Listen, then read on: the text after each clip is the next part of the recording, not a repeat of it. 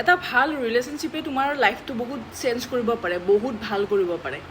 আৰু এটা বেয়া ৰিলেশ্যনশ্বিপে তোমাৰ লাইফটো বৰবাদ কৰি পেলাব পাৰে, শেষ কৰি পেলাব পাৰে। তোমাৰ লাইফত ইমান ভাল আছে ন বস্তু, মানে বস্তু বুলিয়ে কৈছোঁ, চব আছে তোমাৰ লাইফত, তুমি বিৰাট সুখী, বিৰাট শান্তিত আছা। তথাপিও এজন তুমি এনেকুৱা ফাল্টু মানুহ লৈ লোৱা যদি লাইফত, প্ৰেমত যদি পৰি যোৱা, প্ৰেমত, ঠিক আছে, তোমাৰ লাইফটো শেষ কৰি পেলাব।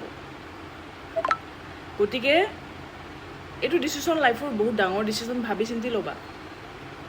আৰু এটলিষ্ট তুমি যদি তোমাৰ যদি ইমানখিনি এটলিষ্ট টাইম আহিছে য'ত তুমি এতিয়া মানে এনেই আৰু ৰিলেশ্যনশ্বিপত আহি থকা টাইম নাই, তুমি ভাবিছা যে কোনোবাৰ লগত যদি আহোঁ বিয়া হ'ম, তেতিয়াহ'লে তুমি ভাবি চিন্তি ডিচিশ্যন ল'বা।